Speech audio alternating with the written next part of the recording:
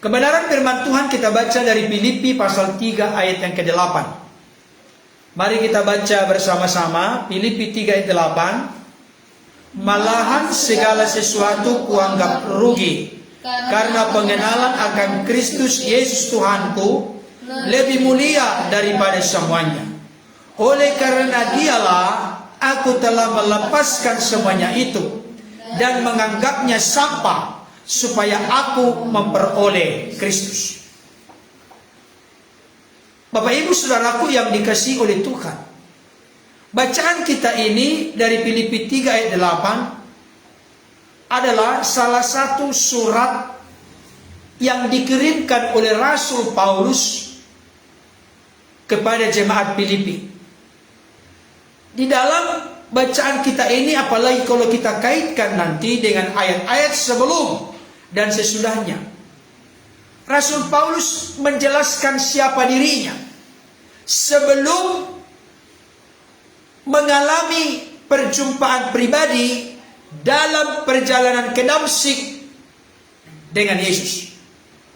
Dalam sebuah sinar yang sangat terang,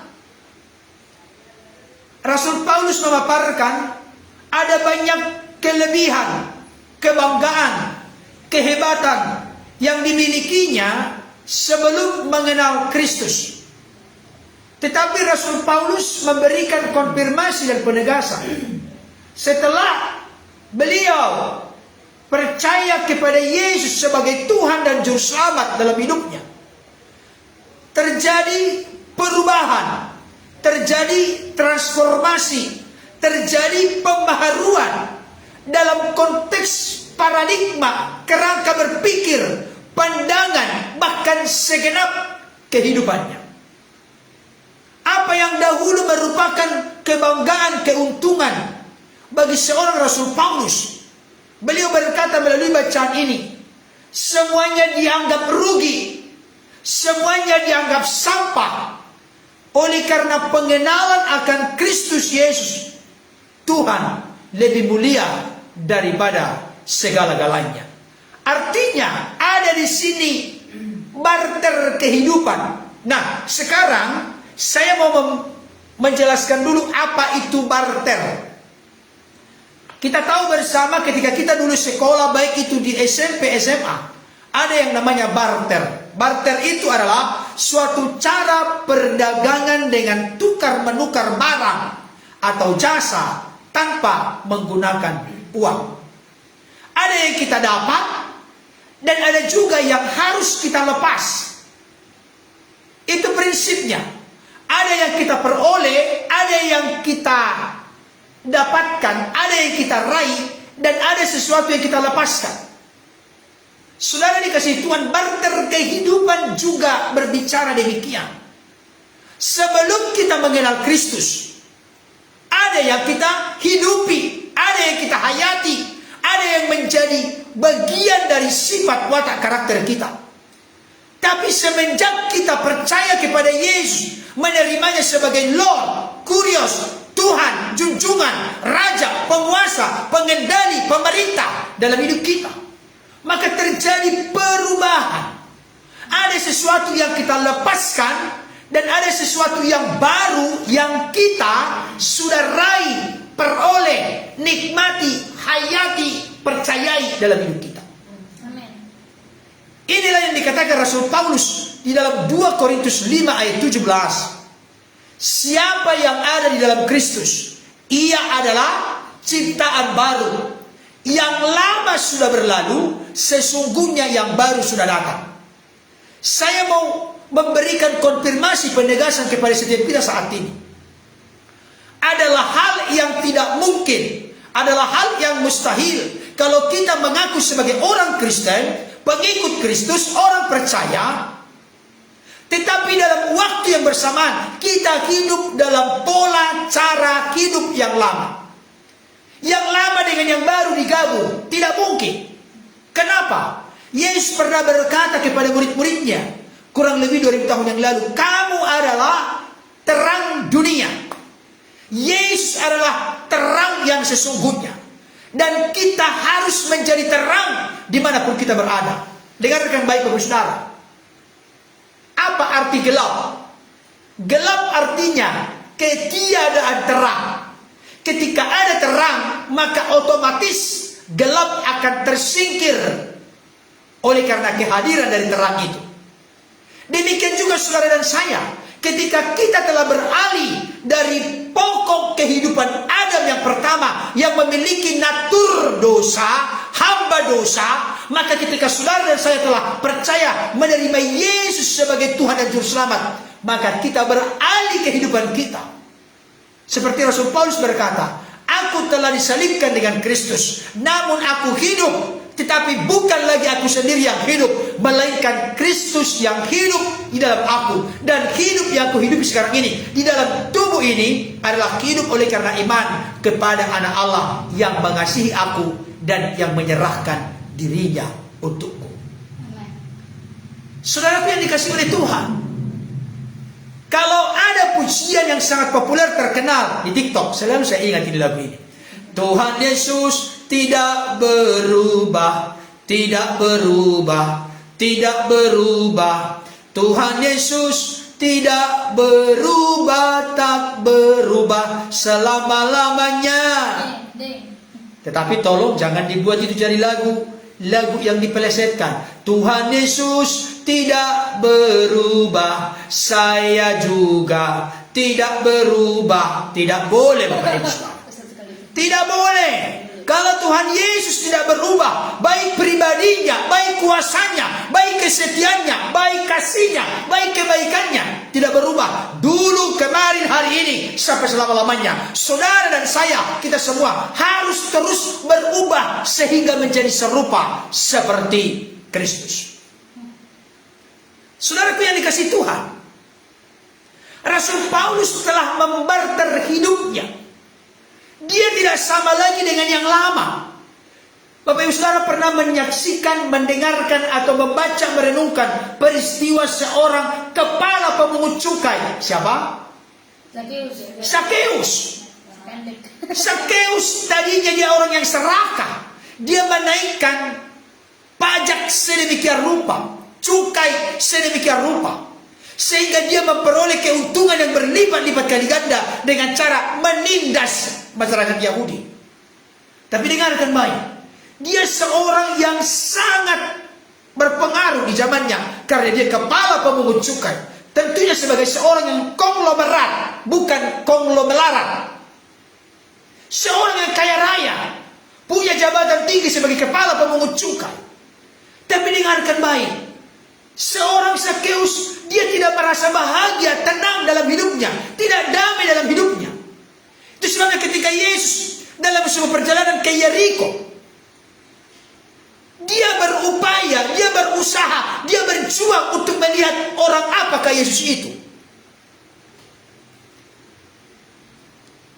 Kerinduan dia pertama-tama terhalang. Oleh karena apa? Karena banyak orang yang berkerumun mengelilingi Yesus. Yang kedua, karena badannya pendek. Maka dia pun berupaya berlari terlebih dahulu. Dia menduga, memperkirakan Yesus akan lewat. Dia memanjat sebuah pohon supaya dia melihat siapa Yesus. Dan luar biasa, Yesus pun lewat di bawah di mana Sakeus sedang memanjat pohon.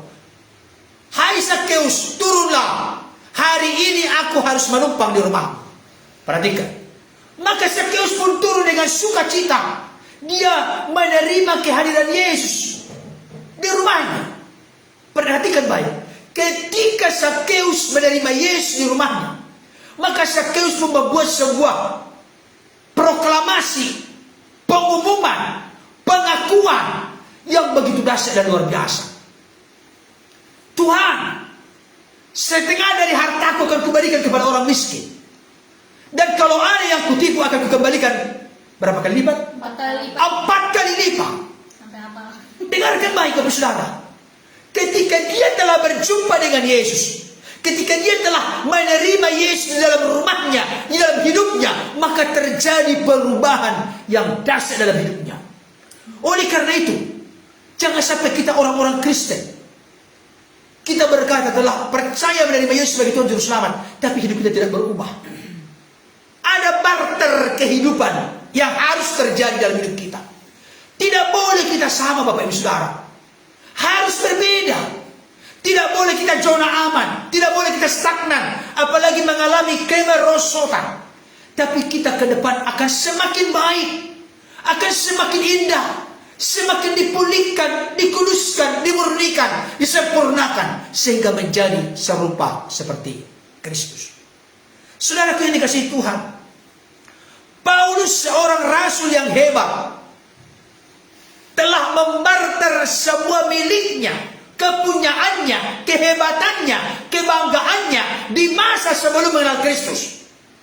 Semenjak dia mengalami perjumpaan pribadi dengan Kristus, maka dia meninggalkan dan menanggalkan segala kebanggaan, segala kehebatan di masa lalunya. Ini prinsip kita Bapak Ibu Saudara. Jadi kalau ada di antara kita, aku telah percaya menerima Yesus sebagai Tuhan Juru Selamat, hidupnya tidak berubah, saya kasih tahu, something wrong, ada sesuatu yang salah di sana. Ada sesuatu yang tidak tepat di sana. Rasul Paulus menunjukkan itu. Tadinya dia sebagai seorang yang ganas, seorang penjahat, seorang yang menganiaya jemaat. Tapi semenjak dia bertobat, percaya kepada Yesus, dia berubah secara radikal.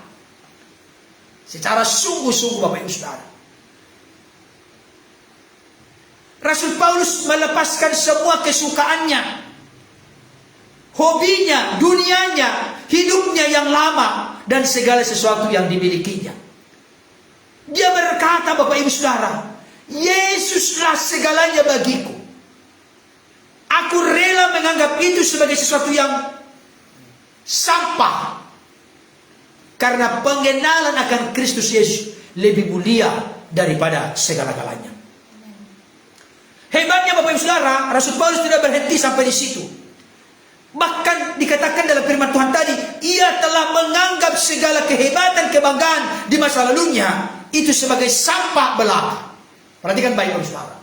Dengarkan baik. Tadi firman Tuhan berkata begini, ada sesuatu yang menarik perlu kita perhatikan. Malahan segala sesuatu kuanggap rugi. Dengarkan baik. Segala sesuatu kuanggap rugi. Satu. Yang kedua, menganggapnya sampah. Perhatikan. Apa yang merupakan kebanggaan, apa yang merupakan kehebatan di masa-masa lalunya, dan dia tahu itu tidak sesuai dengan jalur standar kebenaran firman Tuhan, dia anggap itu sesuatu yang rugi. Dia anggap itu sampah. Dengarkan baik. Kalau Rasul Paulus menganggap rugi, menganggap sampah, itu pengertiannya dalam bagi kita. Kenapa mendalam? Perhatikan baik. Apakah Bapak Ibu Saudara memiliki sampah di rumah? Setelah sampah sudah dibuang, diambil lagi? Sampah yang bau, apalagi sampahnya itu perut ikan, sudah ditaruh di plastik. Setelah ditaruh di plastik, ditaruh di tong sampah. Setelah sudah dibuang di tong sampah, diambil lagi, baru dicium-cium.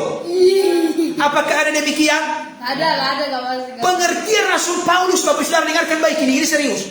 Pengertian Rasul Paulus, dia sama sekali tidak mau lagi kembali menikmati, mengalami apa yang rugi di masa lalu, apa yang menjadi sampah, tidak mungkin kembali dikenakan kepada dirinya. Itu maksudnya.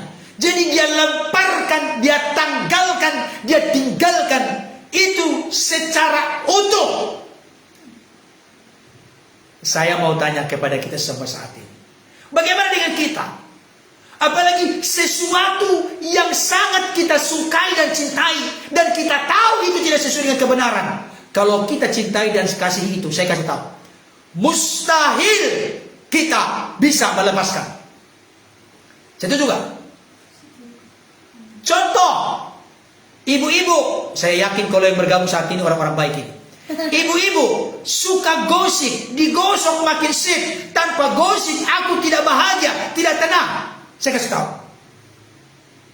Kalau gosip merupakan kebanggaan, kesukaan, kebahagiaan bagi seorang ibu misalnya, saya kasih tahu, sampai kapanpun dia tidak akan bisa lepas dari gosip. Tidak bisa. Kenapa? Karena sesuatu yang kita sukai, kita hargai, kita anggap itu sesuatu yang sangat penting dan bernilai tinggi dalam diri kita, mustahil bisa kita lepaskan. Sekalipun kita tahu itu bertolak belakang dengan firman Tuhan. Tapi Rasul Paulus langsung menempatkan segala sesuatu yang merupakan kemegahan, kebanggaan di masa lalunya. Dia anggap itu rugi, dia anggap itu sampah. Artinya dia tidak akan coba-coba kembali lagi kompromi mengambil itu kembali atau mengenakan atau membuat itu sebagai sifat watak karakter dalam hidupnya. Tidak. Sekali ditanggalkan, sekali ditinggalkan, sekali dilemparkan dan dibuang, sampah, tidak akan diambil kembali.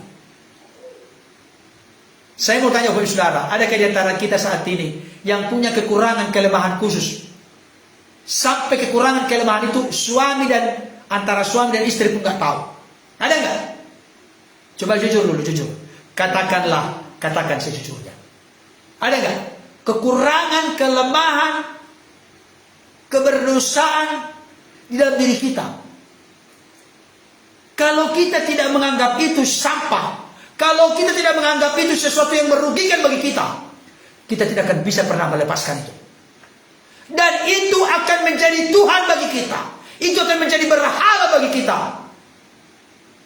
Kenapa? Karena segala sesuatu yang menaklukkan diri kita, itulah Allah kita. Saya ulangi kembali kalimat ini Bapak Ibu Saudara, ini penting. Segala sesuatu yang menaklukkan, mengalahkan diri kita, itulah Allah kita. Kenapa kita percaya kepada Allah dalam Kristus Yesus oleh kuasa Roh Kudus? Karena kita taklukkan diri kita kepada Allah. Tapi kalau kita beroposisi, bertolak belakang, bertentangan, bermusuhan dengan Allah, maka kita tidak takluk kepada Allah.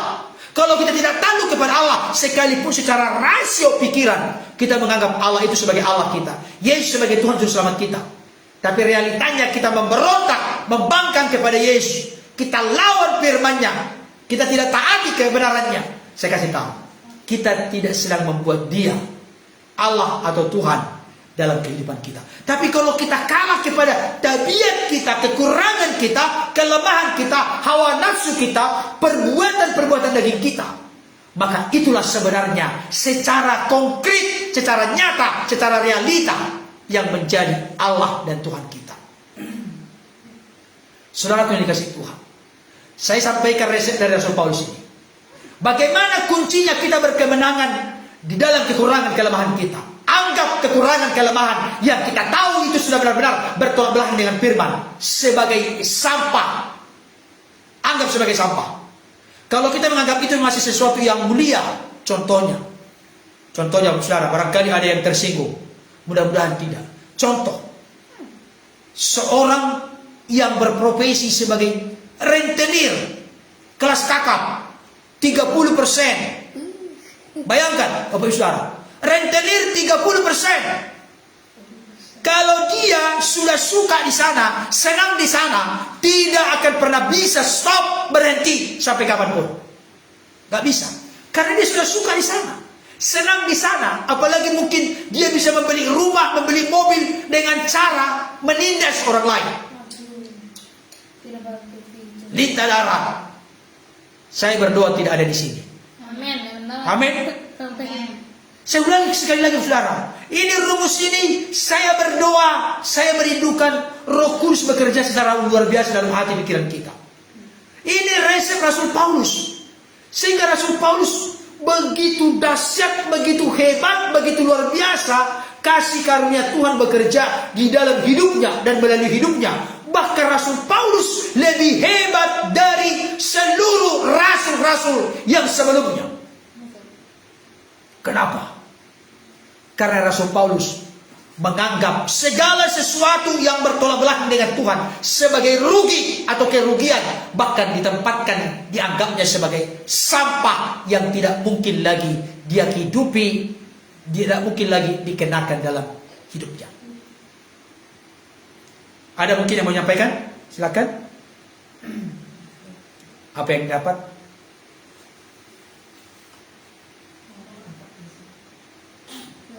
Ada? Udah pas sih.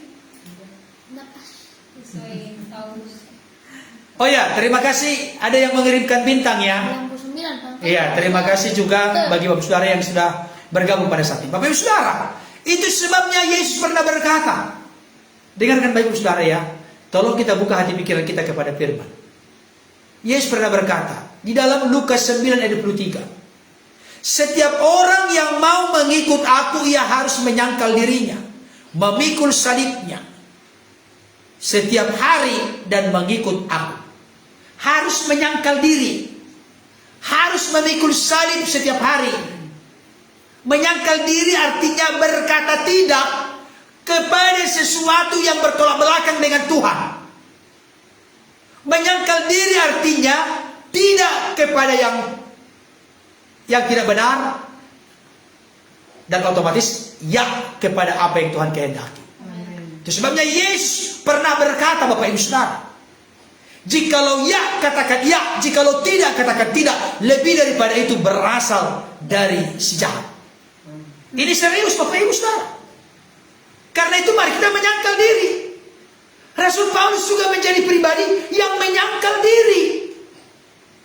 Apa yang merupakan keuntungan, apa yang merupakan kebanggaan baginya di masa lalu, semua dianggap sesuatu yang rugi, dianggap sampah. Saudaraku dikasih Tuhan, menganggap sesuatu itu apakah yang rugi, sampah atau yang bernilai, sangat menentukan kita menang atau kalah. Betul. Nangkap gak maksudnya ini? Kalau kita menganggap sesuatu kekurangan, keberdosaan, itu sesuatu yang berharga bagi kita, tidak mungkin kita berkemenangan di sana. Kalau kita menganggap firman Tuhan itu berat dan sukar, tidak mungkin kita bisa melakukannya. Tapi kalau kita menganggap segala sesuatu yang bertolak belakang dengan kehendak Tuhan, itu sampah dan rugi, tidak mungkin kita tahan-tahan dalam diri kita. Tadi sudah saya contohkan, tidak mungkin sampah kita biarkan di ruang tamu kita 24 jam, tidak mungkin. Akan segera kita buang.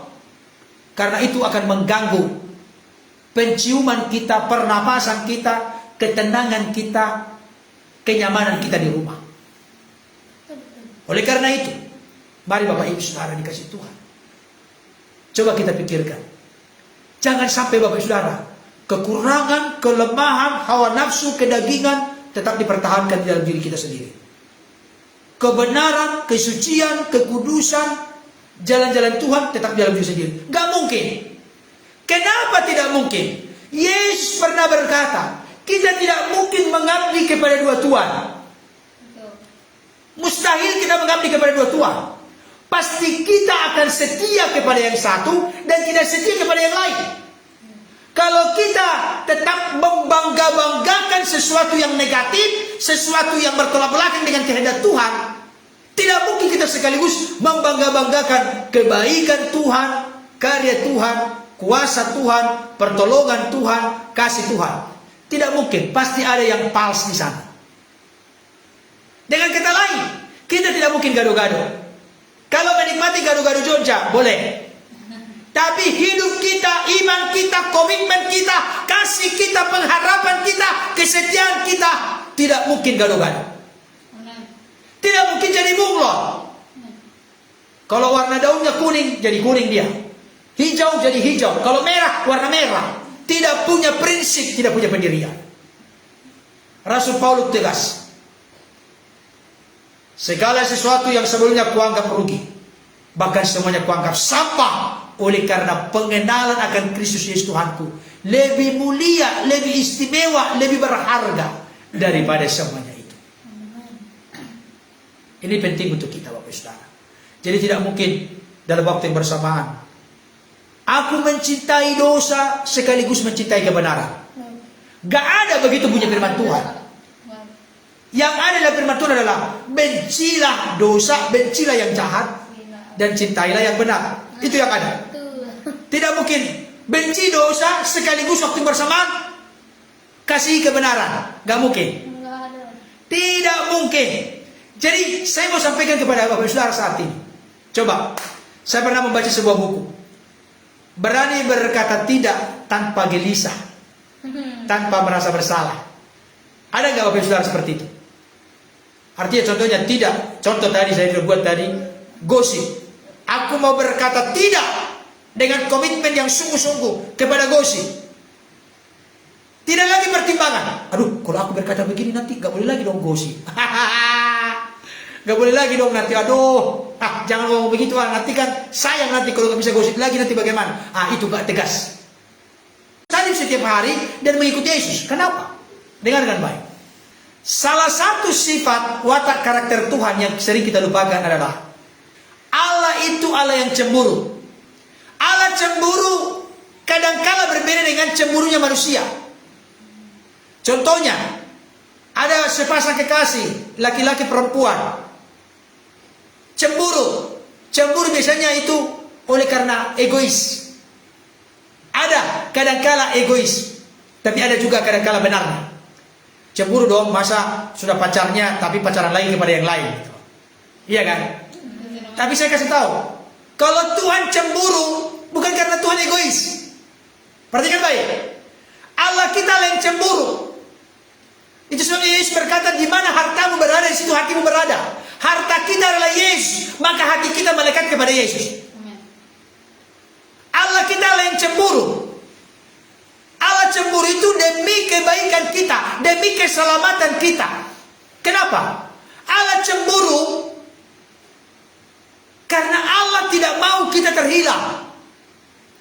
Allah tidak mau kita jatuh terjerumus menjadi serupa dengan dunia ini. Itu maksudnya. Allah cemburu karena Dia sangat mencintai dan karena Dia sangat mengasihi kita.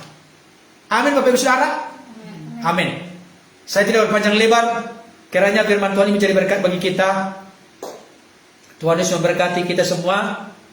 Yang jelas, kalau Paulus bisa melakukannya dan berkata dengan tegas, semua yang dahulu kuanggap rugi, semua yang dahulu kuanggap sampah, karena Yesus lebih mulia.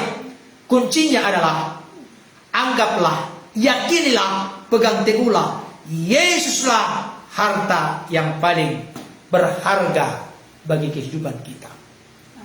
Kalau masih ada sesuatu yang paling bernilai dalam hidup kita selain daripada Yesus, maka kita akan mudah berbelok hati kepada yang lain. Tapi kalau kita berkata seperti Rasul Paulus, pengenalan akan Kristus Yesus Tuhanku lebih mulia, lebih istimewa, itulah yang terbaik. Itu sebabnya dari dasar itulah saya sampai menciptakan sebuah lagu ini. Kita nyanyikan dulu sebelum kita berdoa.